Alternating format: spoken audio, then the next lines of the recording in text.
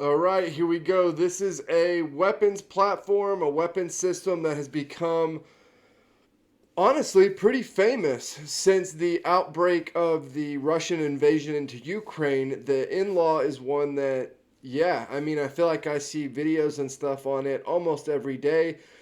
Different discussions about potential future uses and different ways it could be tweaked for weapons platforms in the future and stuff like that. So, yeah, this is another weapon detective video on the NLAW, the next generation light anti tank weapon.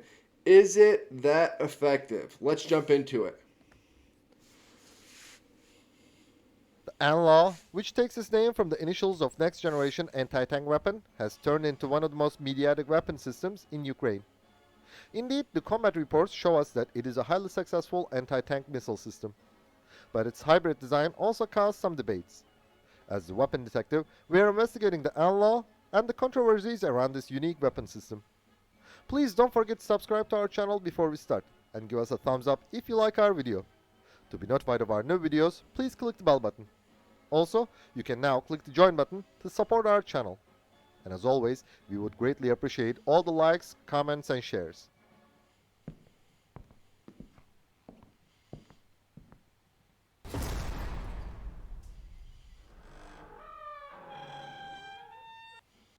The NLAW is one of the superstars of the ongoing Russo-Ukrainian war. In the hands of the Ukrainian troops, this anti-tank weapon has proved its effectiveness many times. But also, the experiences that came from these battles inevitably caused some criticisms. Before analyzing it, it would be helpful to look at the history and features of the NLAW. In the late 1990s, the Swedish Bofors company began to work on a new man-portable anti-tank weapon, initially called MBT-LAW, and later NLAW, to replace the old obsolete ones as the answer to the Swedish Armed Forces requirement. Because the previous Law 80 had an unsatisfactory results on the modern main battle tanks with explosive reactor armor, the UK was also seeking this type of system in the same years. The UK instantly showed interest in this new anti-tank weapon and chose the NLAW over the FGM-172 Shura in 2002 within the scope of the NLAW SRL 4098 program. In the same year, Bofors and UK-based Thales Air companies formed a consortium. Accordingly, the Swedish would be responsible for design and development, and the British for manufacturing. Both countries would independently have the marketing rights for the NLAW. After finalizing the agreement in 2003, the design and development works continued until 2008. 1 year later, the British Army began to take delivery of the NLAW. The Trijicon ACOG TA41 telescopic scope of the NLAW has the features of 2.5 magnification and a 20-degree field of view. The Finnish Patria company developed Senop VV3X night sight for the anti-tank missile system. The sight can be fitted on another single-use canister after the launch. The time between the target detection and launch is about 5 seconds. Also, the missile can immediately be fired like an unguided rocket when an unexpected target appears. Before the launch, the gunner has to track the target for 2 to 3 seconds via the sight. During this time, the NLAW's predicted line of sight, shortly PLOS guidance system, records the target's vector and computes a possible interception point. After launch, the missile corrects its flight path autonomously to reach the designated point. This gives the NLAW fire and forget capability. This system can be used in an elevation angle of -+. Yeah, so that's been a big part of what, some of the stuff that I've seen has been a lot of this urban combat, and the fire and forget seems like it's a critical part of it because you're jumping out from cover, or you're giving yourself up. You're coming out from at least your concealment for a whole second to be able to line up and fire.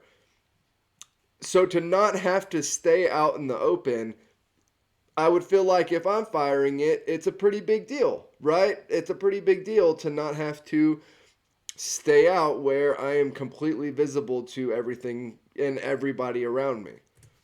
Plus 45 degrees. Before the launch, the gunner can either choose overfly top attack or direct attack modes. Like the Swedish RBS-56 Bill-2 anti-tank missile, the NLAW can fly about 1 meter above the line of sight, initiating the warhead above the target's weaker top armor with the help of magnetic sensors. In the direct attack mode, the missile flies in the line of sight. In general use, the overflight top attack mode is preferred for tanks and armored vehicles, while the direct attack mode is for other types of targets. Yeah, because the tanks have the lighter armor on the top. The oh, I'm trying to think. I've seen a bunch of videos from the Ukraine war where the top turret of the tank is exploding. Somebody explain to me why that's such a common occurrence. My I'm a little bit out of my depth here, but if I had to guess, I would say it has something to do with where the ammunition's being stored or how it's being loaded. Something to do with the ammunition because that's what it looks like when it actually happens. But I've seen a lot of those top turret explosions and where literally it pops off the top of the tank pops off like a bottle rocket. And I'm curious what exactly is causing that. The NLAW has a soft launch system, which means that the gunner can fire it in confined spaces. The missile leaves the canister at a speed of 40 meters per second and then accelerates to around 200 meters per second at a safe distance. And you gotta admit, it looks awesome. The early examples of the NLAW had an effective range of around 400 meters against moving targets and 600 meters against stationary targets. Thanks to software improvements, the effective range of the later variants have increased to 800 meters. But the accepted optimum effective range against moving targets is still 400 meters. The missile can reach this distance in 2 seconds. The minimum effective range of the NLAW is 20 meters.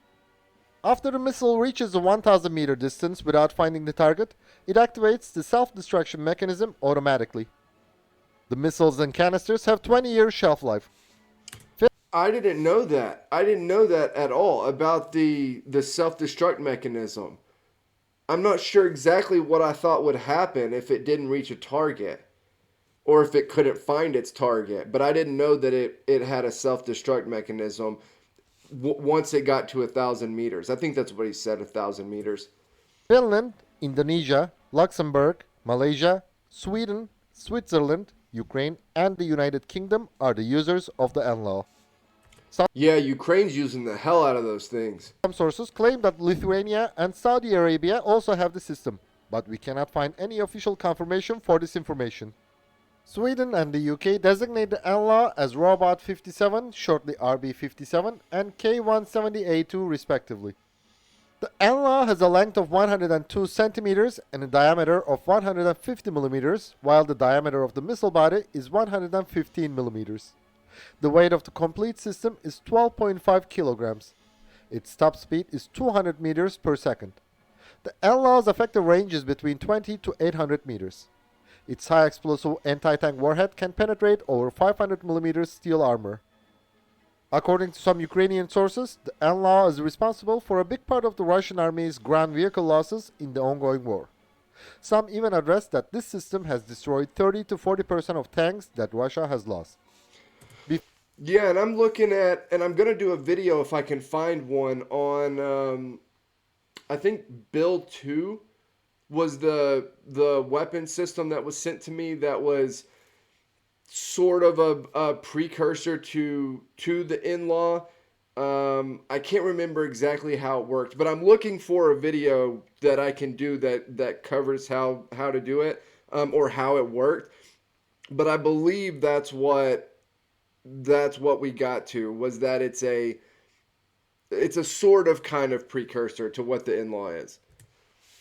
Before the Russian invasion, the UK had supplied 2,000 NLAWs to Ukraine. An additional 1,615 were delivered on March 9, 2022. Also, Luxembourg sent some NLAWs to this country, and on March 24, 2022, London pledged to provide a further 6,000 systems. Especially during the Battle of Bucha, the Ukrainian troops set many ambushes on the Russian forces by using the NLAWs. Thus, on March 31, 2022, Ukraine regained the control of Bucha, which Russia captured on March 12th. During the Ukrainian hit-and-run attacks, the NLAW proved its deadly effectiveness repeatedly. The Russian troops and the separatist forces in Luhansk and Donetsk have also captured some NLAWs. but their experiences are still unknown. Some sources claim that also Saudi Arabia is using these anti-tank missiles in Yemen, but these claims are officially unconfirmed. At first glance, the NLAW is one of the heroes of the Russo-Ukrainian war. Yes, one of them. We should not ignore that the contribution of the FGM-148 Javelin to Russian losses is higher. Also, many other Soviet-era shoulder-launched anti-tank weapons have played critical roles in the Ukrainian resistance. Yeah, because they've got a ton of them, and they're common.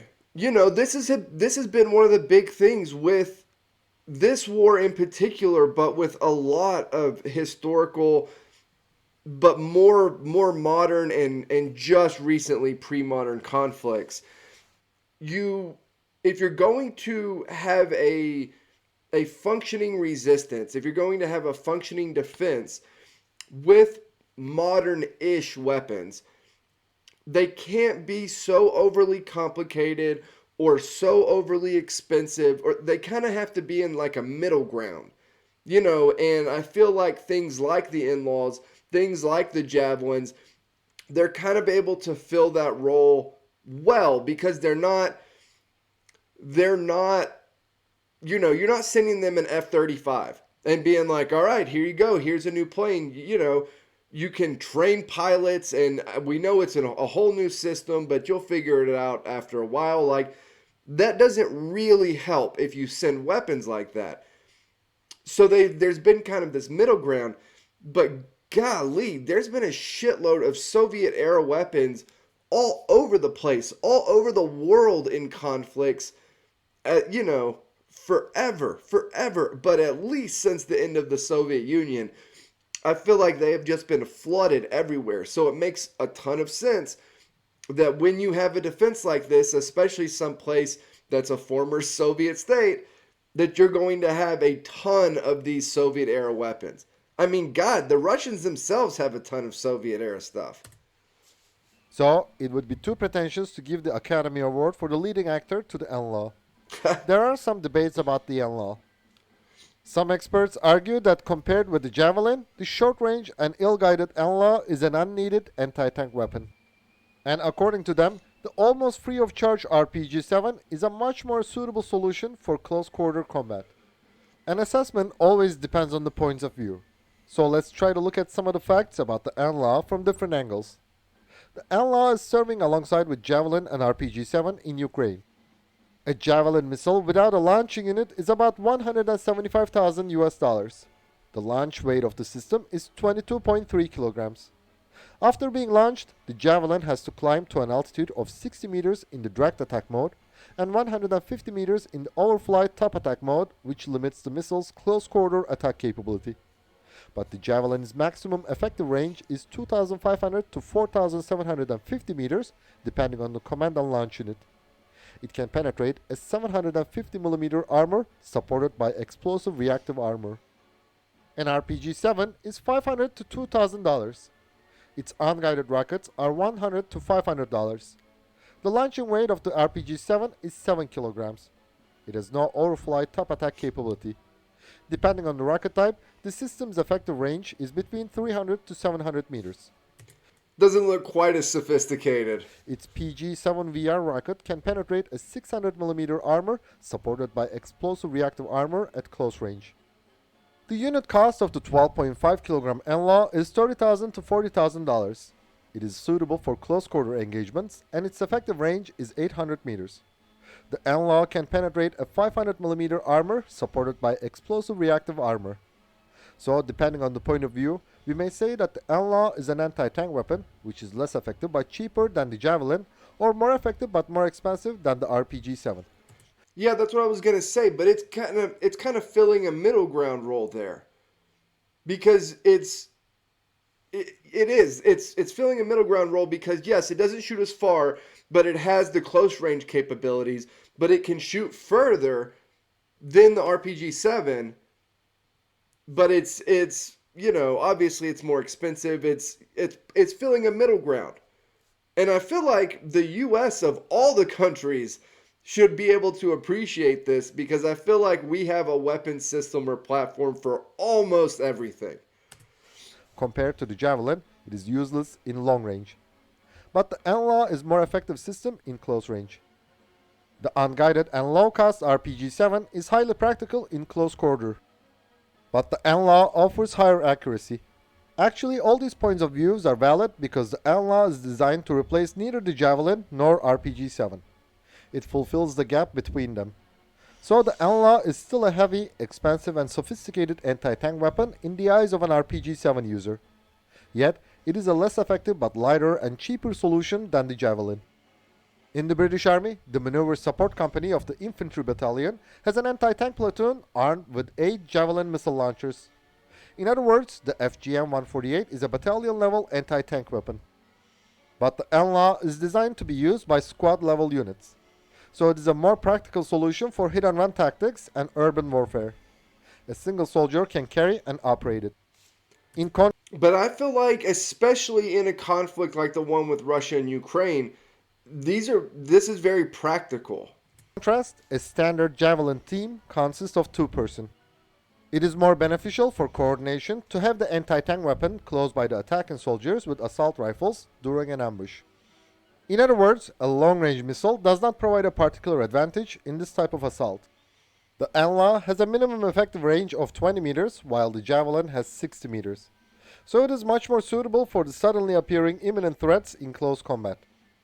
In fact, the NLAW is nothing more than a classic anti-tank grenade launcher equipped with a smart sight that can measure the vector and range of the target and meteorological data and automatically calculate all the necessary corrections of the missile's flight. Yet, this feature makes the system more effective against moving targets than ordinary RPGs. Still, if the hostile vehicle unexpectedly changes direction of movement or stops after the launch of the missile, the NLAW would probably miss the target. Throughout history, many failed weapon systems have been developed, but there has been never any perfect one. The so-called best weapon systems always have some shortcomings. Even the most successful ones can retain this title only for a while. Yeah, and obviously, when you're making a new weapon systems, you're making it normally to fill a role, a specific role. But there are going to be things that it can't do. And so it's not until you get into a situation where you would need it to fill a different role that you're like, oh, it can't do that. It's not going to work for that. We're going to need something else for that. A viewpoint based on the pursuit of a system that will deliver a perfect result in all types of missions will always lead to misjudgments. The combat reports from Ukraine show us that the NLAW is highly successful, but in its designated mission definition. It may be more expensive than the RPG-7, but definitely more effective. Yes, the NLAW is inferior to the Javelin in terms of range, accuracy, and armor penetration, but it is cheaper and more suitable for ambushes. The NLAW, Javelin, and the RPG-7 are anti-tank weapons that overcome the deficiencies of each other. So it would not be surprising to see the NLAW in many other countries' inventories soon. Thanks for watching our video. And please don't forget to subscribe to our channel and click the bell button to be notified of our new videos. I think that last part is particularly true. I think the Russian invasion of Ukraine has been a particularly good proving ground for weapon systems like the NLAW. And the NLAW specifically, I feel like, has kind of come much more onto the world stage since the start of that conflict. So another great weapon detective video on the NLAW. Everybody let me know your thoughts. What do you think about it? What's it like to fire if you've ever had the opportunity? I'm sure there are people that have. So let me know. Let me know what you think about it. How do you think it works? How effective do you think it is in different situations? I'm really curious. Yeah, but as always, like, comment, subscribe. Help me keep building the channel over here. And I'll see you all next time.